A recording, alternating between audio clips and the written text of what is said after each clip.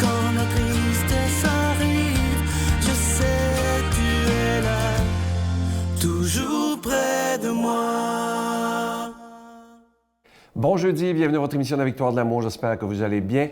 Comme à tous les jeudis, on rejoint notre ami Marcia.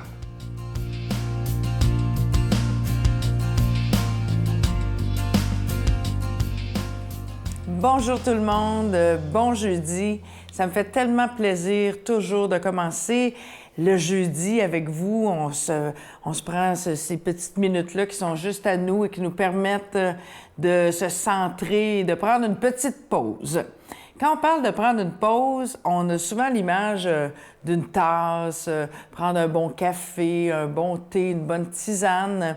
Et je veux vous parler aujourd'hui d'émotions. Les émotions, dans le temps des fêtes, vous savez, elles sont très, très, très présentes et on oublie d'en parler souvent parce qu'on pense que le temps des fêtes, ce n'est que réjouissance et que ce n'est que plaisir de voir les gens et tout ça, mais il y a beaucoup de tristesse aussi. Il y a beaucoup d'anxiété liée au temps des fêtes parce qu'on vit des situations parfois qui peuvent être source de stress. Et regardez la tasse que je me suis achetée la semaine dernière. Je trouvais ça super intéressant. C'est des émoticônes sur lesquels il y a plusieurs expressions d'émotion. Il y a de la tristesse, il y a un petit clin d'œil, il y a de la joie, il y a de l'extase et tout ça, comme dans nos vies, à l'image de nos vies. Et je ne sais pas si vous avez de jeunes enfants, mais à l'école, il y a beaucoup de pictogrammes pour apprendre aux enfants à exprimer leurs émotions. Un enfant de 3 ans, 4 ans ne peut pas nécessairement nommer sa colère, mais avec un dessin, il peut dire « Ah, moi, je me sens très fâché, je me sens triste, je me sens... » Et je trouve ça vraiment intéressant qu'on apprenne aux enfants à savoir et à nommer leurs émotions parce qu'on le sait, hein, quand on nomme quelque chose, tout de suite après, bien, ça ouvre la porte à la possibilité de dépasser cette émotion-là pour revenir à quelque chose de plus équilibré. Alors, pourquoi on penserait pas à ça pour nous pendant le temps des fêtes, de savoir que on va vivre probablement toute la gamme des émotions. On va peut-être se juger même. On va peut-être se dire, ben voyons, je ne suis pas supposée d'être triste ou ben voyons, pourquoi je suis fâchée. Mais le fait de la nommer, bien, ça nous permet ensuite de pouvoir passer par-dessus et vivre le moment qui se présente à nous, puis de revenir chez soi le soir sans se dire, mon Dieu, comment ça se fait que toute l'après-midi, en famille, j'étais fâchée ou j'étais triste. Ça nous permet d'évacuer pour revenir à la source puis à la base que ce que serait supposé être le temps des fêtes, une période de réjouissance, de joie et surtout une période nourrissante. Alors, si vous pouvez vous faire un petit tableau, si vous ne pouvez pas le faire physiquement, faites-le dans votre cœur, ce petit tableau-là, en vous disant que c'est normal, puis c'est correct, puis on a le droit, puis c'est... Tout le monde est dans le même bain. On vit des émotions, on a des hauts, on a des bas, même en temps de vacances, même en temps de réjouissance. Ça se peut qu'on soit appelé à être très diversifié dans nos émotions et il n'y a pas une bonne émotion ou une mauvaise émotion. Il y a votre émotion et surtout le fait de la nommer, bien, ça nous permet justement d'être dans un contexte où on va pouvoir être qui on est et c'est ce qui est le plus important. Notre Père qui es aux cieux, que ton nom soit sanctifié, que ton règne vienne, que ta volonté soit faite sur la terre comme au ciel. Donne-nous aujourd'hui notre pain de ce jour. Pardonne-nous nos offenses comme nous pardonnons à ceux qui nous ont offensés. Ne nous laisse pas entrer en tentation, mais délivre-nous du mal, car c'est à toi qu'appartient le règne, la puissance et la gloire pour les siècles des siècles. Amen. Saint berger, assemblons-nous, allons voir le Messie.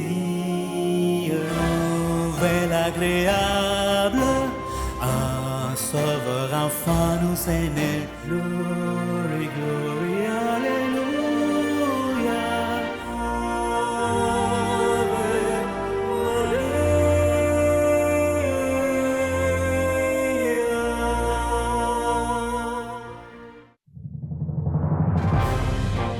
compagnie du père Michel Marie, Marcia Pilote, Sœur Angèle, Éloi Gillard, Stéphane Roy, Brigitte Bédard et Sylvain Charon. En chanson, Mélissa Bédard, Jean-Cher Fumanti, Jessica Poulain et Miguel Padilla. Et un mini-spectacle de l'unique Natacha Saint-Pierre et Grégory Turpin. Les 6 et 7 juin 2020 à 13h et 19h à la salle Maurice-Aubry de Sherbrooke. À réserver rapidement au 514-523-4433 ou sans frais au 1-888-811-9291. Je suis tellement content de vous parler de ce magnifique cadeau du mois de décembre, une belle exclusivité de la Victoire de l'amour. On en est tellement fiers. Il s'agit du pendentif de la Vierge Marie et l'Enfant.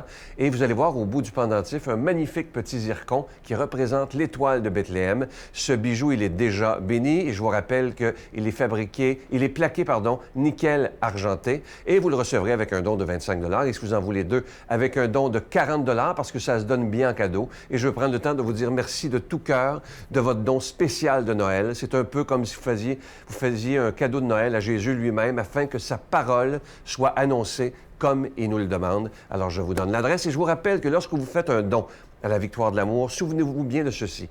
Vous devenez des protecteurs de la foi. Je vous donne l'adresse. La Victoire de l'amour, case postale 120, succursale Boucherville à Boucherville, le J4B 5E6, je vous la redonne. La Victoire de l'amour, case postale 120, succursale Boucherville à Boucherville, le J4B 5E6. Également par téléphone, par carte de crédit du lundi au vendredi de 8h30 à 16h30 dans le 514-523-4433, 523-4433 ou sans frais le 1-888-811-9291, 1-888-811-9291 et aussi sur notre site Internet. Vous savez que c'est une façon très rapide, sécuritaire et efficace de faire votre don et c'est très, très rapide et facile.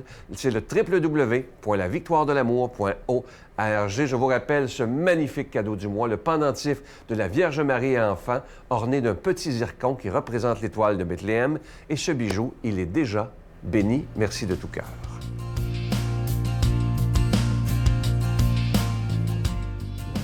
Qui n'a jamais rêvé de recevoir une lettre du Christ? Eh bien, la voici, le tout nouveau livre du père Michel Marie, D'un amour brûlant, aux éditions Artege. Enfin disponible au Québec dans toutes les bonnes librairies.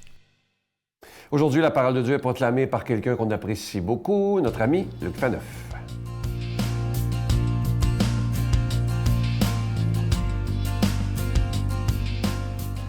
« 19 décembre, 5 dodo.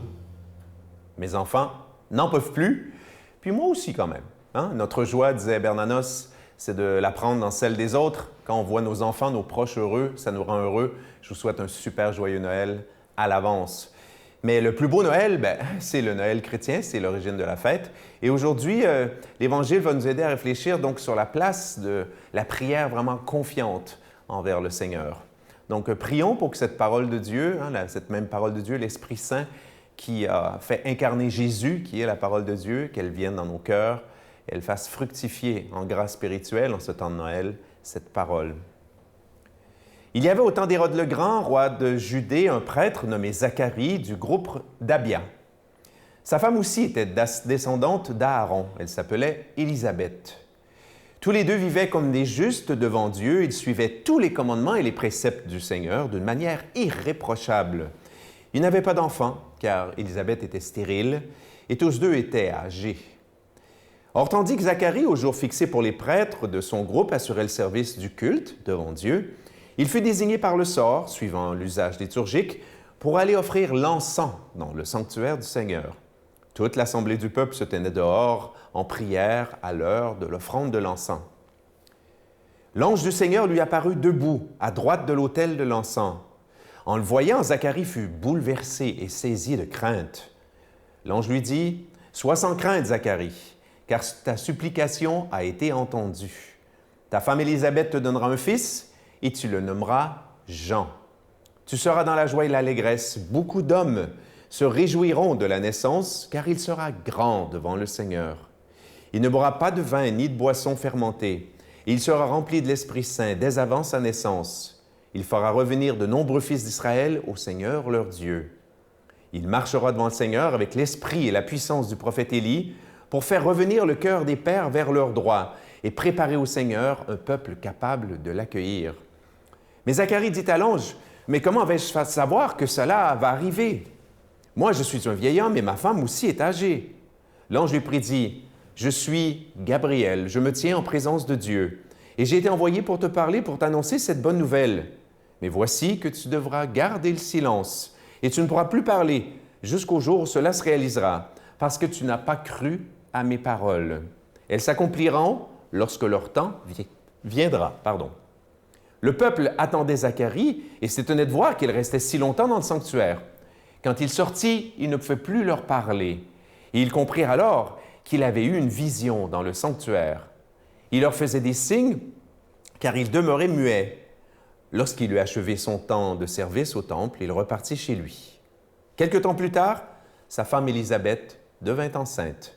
Pendant 5 mois, elle garda le secret. Elle disait, « Voilà ce que le Seigneur a fait pour moi lorsqu'il a daigné mettre fin à ce qui faisait ma honte aux yeux des hommes. » Acclamons cette parole de Dieu. Une magnifique histoire, un magnifique récit qui nous parle de quoi? Qui nous parle, certes, le cœur, c'est une vision, c'est une annonce, le même archange Gabriel qui va apparaître à Marie, en fait, qui est apparu selon le temps liturgique il y a déjà plusieurs mois, mais qui va apparaître donc quelques mois plus tard dans la vraie histoire d'Israël, parce qu'Élisabeth est tombée enceinte avant Marie de quelques mois. Et ça nous amène ça, avant de commenter vraiment le texte, au mystère de l'incarnation. Parce que ce qu'on fête en ce moment, ce qu'on va fêter dans quelques jours, le temps de l'Avent, c'est un des 2 grands moments forts de l'année. On dit que c'est un temps de grande préparation spirituelle. Pourquoi on dit ça? Ah, bon, c'est bien, nous, on est pris dans l'excitation et tout le reste, c'est difficile de résister. On est tous dans le même bain de la fête de Noël, les cadeaux et tout, voilà, la surenchère commerciale.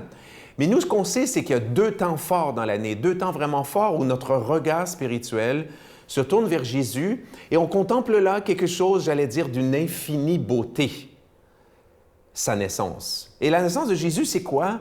C'est une chose inouïe. Non, mais on s'est habitué là, de le célébrer depuis X années, dans mon cas, 55 ans et le reste. Mais Dieu qui se fait l'un de nous, Dieu qui veut parler aux êtres humains pour se faire l'un de nous, Dieu qui devient un homme. Et vous savez quoi? Ça, là, il y a très peu de gens aujourd'hui qui croient ça. Mais j'allais dire, excusez-moi, je ne veux pas être méchant, mais c'est des gens qui raisonnent mal. Rien n'est impossible à Dieu. Et c'est le message du texte d'aujourd'hui aussi. « Ah, ma femme est stérile, on est vieux et tout ça. » Hey! Crois la parole. Tout est possible à Dieu. Dieu peut rendre enceinte, mettre enceinte, n'est-ce pas? Ton épouse, Élisabeth, Dieu peut mettre enceinte une femme sans acte sexuel. Dieu est le maître d'impossible. Dieu est le créateur de l'univers. Mais pour cela, il faut croire. Et ça, c'est le mystère des cœurs. C'est le mystère des confiances, de la confiance. La fête de Noël, c'est cela. Essentiellement, il y a 2 types de gens qui fêtent Noël. Ceux qui croient et ceux qui ne croient pas. Bénissons Dieu de croire qu'il est vraiment présent en Jésus. Demandons-lui de nous bénir, lui qui est Père, Fils, Saint-Esprit. Joyeux Noël! Je vous salue Marie, pleine de grâce. Le Seigneur est avec vous. Vous êtes bénie entre toutes les femmes, et Jésus, le fruit de vos entrailles, est béni. Sainte Marie, Mère de Dieu, priez pour nous pauvres pécheurs, maintenant et à l'heure de notre mort. Amen.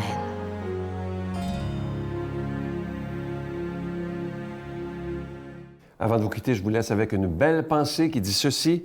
L'honnêteté, la sincérité, la simplicité, l'humilité, la générosité, l'absence de vanité, la capacité à servir les autres sont les véritables fondations de notre vie spirituelle. Et ça, c'est tellement vrai. Surtout, prendre le temps d'aider les autres et de s'oublier soi-même, comme Jésus nous le demande. C'est à ce moment-là qu'on peut être des gens très heureux. Je vous souhaite une belle journée et je vous attends demain. Bye!